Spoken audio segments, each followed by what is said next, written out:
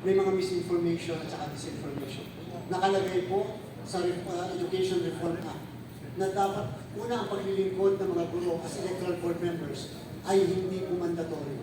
Ito po ay voluntary. Para lang po alam natin. Kung ayaw po ng teachers, kung napansin nyo nung barangay SK, ang dami na nag-withdraw, 3,000 nga sa Bangsamoro. Sa Abra, may mga nag-withdraw teachers pero wala pong pinasuhan ng Bangsamoro. Bilang pagrespeto at pagkilala sa mga bayani natin.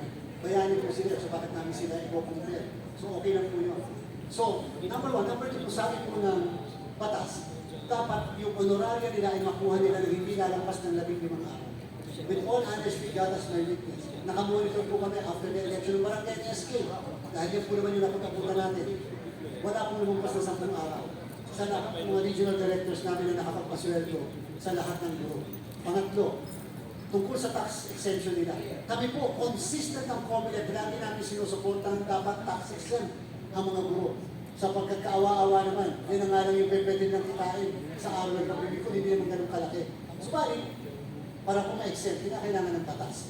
At ito po kasing batas na magbibigay ng exemption ay na-veto.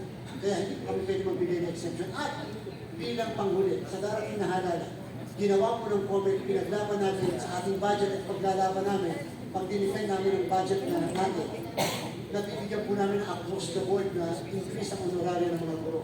Kahit man lang po sa 2,000 bawat isa. Bakit? Kasi po automated election ito. Number 2, lahat po ng guro sa buong Pilipinas ay paglilingkurin namin ng mas maaga. Kasi meron po tayong early voting hours para sa mga nakatatanda, may kapansanan at mga nagdadalang tao. Alas 5 hanggang alas 7, pwede silang makaboto exclusive sa kanila. Eh kung magkagano, dapat alas 3 nagre-report na ang guro para makapagpaboto ng alas 5 ng umaga. Kaya kung minarapat namin magdagdag ng honoraria sa kanila. At the same time, meron din po sila mga benefits, insurance. Kung saan may isang buhay, kalahating milyon. Masugatan, 300,000 po ang binibigyan ng COMELEC. Wala nang tanong-tanong po. Basta in the performance of their election duties. Bilang panghuli, ngayon po gagawin namin. Ang mga teachers po kasi binibigyan ng 5 araw na service incentive leave sa paglilingkod bilang electoral board members.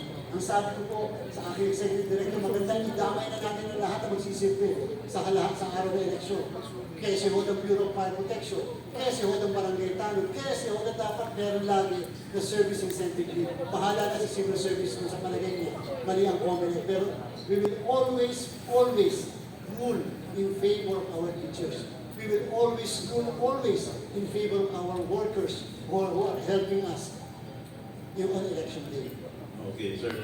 Sa certificate of evidence, sir, those who have not filed or improperly filed their list of expenditures during the past election, sir, how do you safeguard the voting public against those who are abusing their rights or they haven't exercised their priorities, sir?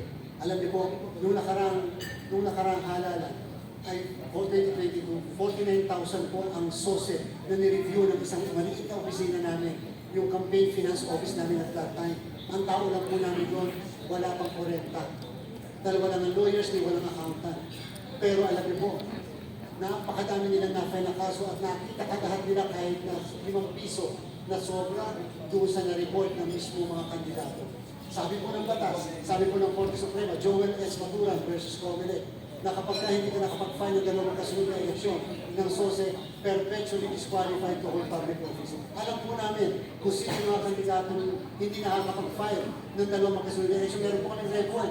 Meron po record yung opisina namin yon. And therefore, pag nag-file sila, kinakancel namin ang candidacy. Nire-recommend sa amin na i-cancel ang candidacy.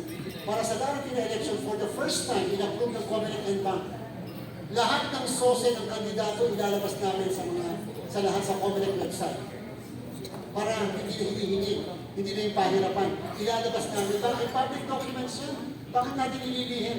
Dapat alam na sa bayanan sino ang nagbibigay, magkano ang nagastos, paano ginastos, baka kasi maya may nagbigay, hindi nalagay ang pangalan. O kaya nagbigay kulang. O kaya yung malagay, sumobra pa income, hindi nagbayad ng income tax. Dapat siya nalalaman natin. Ilalabas po namin lahat ng yan. Okay, sir. Finally, sir, salamat kita sa mga employees natin sa nagka-t-shirt kasi notice ko we support Chair Garcia. Thank you, sir.